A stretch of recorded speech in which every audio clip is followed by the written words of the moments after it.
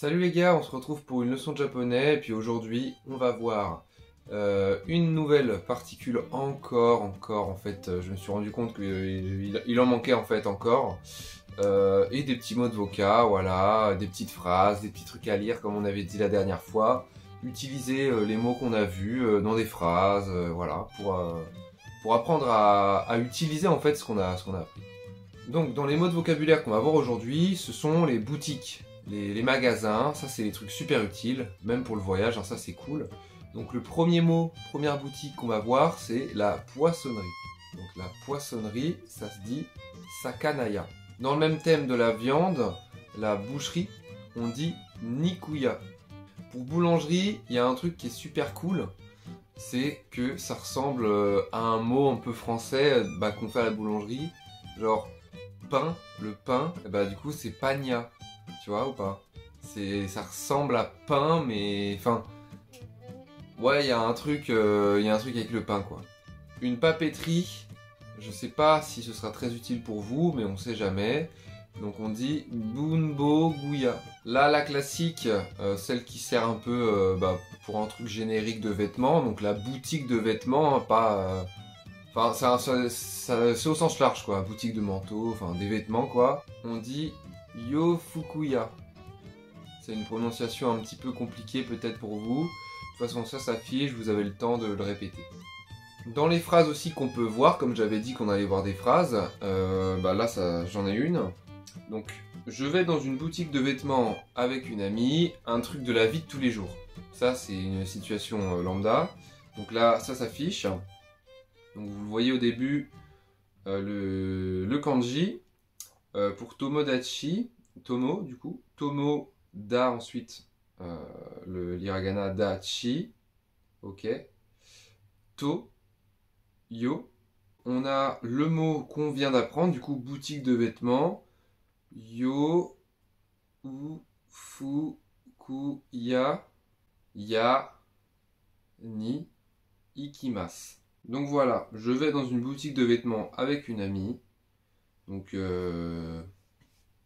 pas trop compliqué, hein. Ça rejoint un petit peu toutes les phrases qu'on a vues jusqu'ici, avec les petits mots de liaison, les petits kanji, tout ça, voilà. Enfin, tout va bien pour l'instant. La forme masse, je pense que là, ça commence à bien rentrer. Après, là, on voit vraiment des formules classiques, mais au final, les formules classiques, c'est juste la langue. C'est juste que là, on voit la langue, en fait. On voit le japonais, le vrai japonais, quoi. Donc ça, c'est pas mal. Pour centre commercial, là c'est assez simple. On peut avoir un moyen mémotechnique. Le shopping, vous savez, le shopping, voilà, c'est faire du shopping quoi. Enfin, vous avez l'expression. Un centre, un center en anglais quoi. Voilà. Le centre du shopping. Et ben là, c'est un peu ça quoi. Shopping center. Donc shopping center quoi. Donc tu vois, il y a peut-être moyen pour certains. Je sais qu'il y en a qui aiment bien avoir des repères mémotechniques. Genre, bon, il y en a, ils vont juste apprendre le mot comme ça. Mais il y en a, ils vont devoir penser à un truc qui les font penser au mot. Tu vois, il y en a, c'est comme ça. Comme pour les kanji, en vrai, je comprends. Par exemple, le kanji du i, on dirait des parenthèses, tu vois, pour certains. Pour d'autres, c'est des gouttes de pluie. Donc tu penses à la pluie. Ah, et du coup, ça te fait penser à ce caractère. Tu vois, c'est... Je sais pas, moi, j'ai essayé au début d'apprendre avec des trucs mémotechniques. Ça marchait pour trois quatre machins. Mais en fait, c'est parce qu'il y avait que trois quatre machins. Et au final, non. Enfin, ça marche pas avec moi, ça. Ça marche pas du tout. Voilà pour les quelques mots de vocabulaire pour les boutiques. C'est déjà ça de prix. À chaque fois, je me dis, je vous offre ça. Vous les écrivez. Ça fait quelques mots de plus. Je sais que... En vrai, je pourrais vous en donner plus à chaque fois, 10, 20, 30 mots, tu vois, là on en fait que 5, 6 à chaque fois. Mais en vrai, honnêtement, est-ce que ça sert à quelque chose que je bombarde de mots? Au pire, je fais juste une leçon et je vous lis les 75 mots là, et voilà quoi. Donc je me dis, c'est peut-être pas une bonne idée. En fait, faire un peu de tout à chaque fois, tu vois. Les kanji, j'essaie d'en faire un peu moins parce que je me rends compte que... Vas-y, c'est n'importe quoi en fait de faire 5-6 kanji à chaque fois, c'est trop dur. C'est impossible de tout retenir quoi. En fait pour les retenir les kanji il faut les utiliser je pense. Donc juste vous balancez 5-6 kanji à chaque fois. Au bout d'un moment on va se dire bah voilà on a vu 50 kanji. Bah ouais mais t'en as retenu 4 quoi. Donc c'est peut-être pas... Enfin, continuer d'en donner 5-6, c'est bien, je pense. Peut-être vaut mieux que je fasse des leçons directes où genre je mets genre 20 kanji, mais de temps en temps, quoi. Comme ça, on se focus dessus, je sais pas trop. Je vais réfléchir. Bref, là, une particule, du coup, une autre. Je pense que celle-ci, c'est la dernière, mais je pense pas que j'en ai oublié à part celle-là. Donc là, comme pour le cours d'avant avec les particules, je vais lire moi-même la leçon. Comme ça, je suis sûr de pas dire de la merde. Ça, c'est des trucs un peu plus techniques, donc je préfère ne pas utiliser mes mots, bégayer et tout. Donc là, il y a marqué, dans cette leçon, nous allons apprendre à dire où s'est déroulé quelque chose. Pour cela, ajoutons de nouveaux verbes à notre vocabulaire. Tous les verbes que tu vas découvrir sont formés ainsi. Non plus ce. Comme nous l'avons vu pour... Ah voilà, ça veut me tester là. Pour étudier donc Benkyo Shimasu. Benkyo Suru. Ouais, c'est ça, Benkyo Suru. En dessous, on peut voir plusieurs exemples. Donc faire du sport, faire des courses, visiter. Donc là, je vous laisse quelques temps pour essayer de les regarder. Pour faire du sport, Undo Suru. Ça... Bon, de toute façon, il y a marqué juste à côté la traduction. C'est pas trop compliqué pour vous. Faut prendre le temps, de toute façon, hein, comme d'habitude. Hein, on n'est pas pressé, une langue... on a toute notre vie pour l'apprendre. Pour faire des courses. Là, l'autre truc s'affiche dessous, enfin la phrase s'affiche. Donc on dit Kaimono suru. Et donc pour visiter, Kanko suru. Donc, comme l'a dit le cours, le nom plus suru.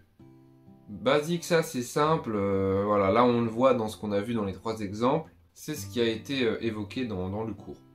Pour parler du lieu où se déroule une action, nous avons besoin d'utiliser la particule de lieu D, comme avec les autres structures que nous avons déjà apprises, le lieu se place avant le verbe. Donc là, on voit la structure dessous. Ça, c'est le truc le plus cool à chaque fois dans cette appli. C'est qu'il y a vraiment la structure quoi, de phrase. C'est trop bien. Ça, c'est limite le truc que vous devez écrire à chaque fois. Et vous remplacez sujet par le mot, lieu par le mot et verbe par le mot. C'est plus parlant que beaucoup de cours ou beaucoup de phrases, honnêtement. Donc n'oublie pas que certaines phrases japonaises n'ont pas de sujet. Ça, à chaque fois, il le reprécise, mais tant mieux. S'il y a un objet, il se place avant le verbe et est suivi d'un indicateur d'objet. Jette un œil aux exemples ci-dessous pour mieux comprendre.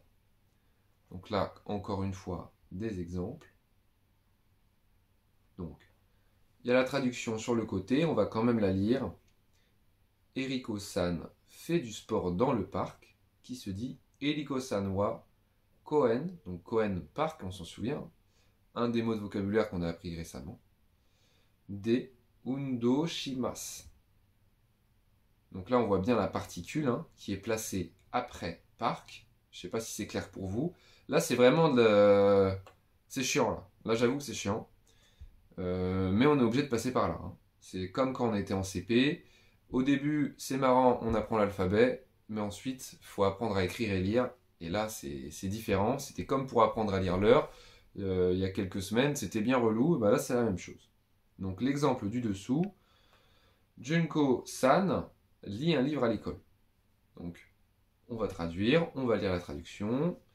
Junko-san wa gakko de hon. Donc, hon, le livre. Ok. O, l'autre particule. Yo mimasu. Donc Junko-san lit un livre à l'école. Et Gakko, école. Ça, on se rappelle de tous ces mots-là. Je préfère le répéter parce que peut-être que je lis la traduction, mais vous ne savez pas quel mot correspond à quelle traduction. Donc voilà, je vous laisse le dernier exemple dessous. Je vous laisse le lire. Et je pense que pour aujourd'hui, ça ira. On se sera bien bourré le crâne. Bref, bisous.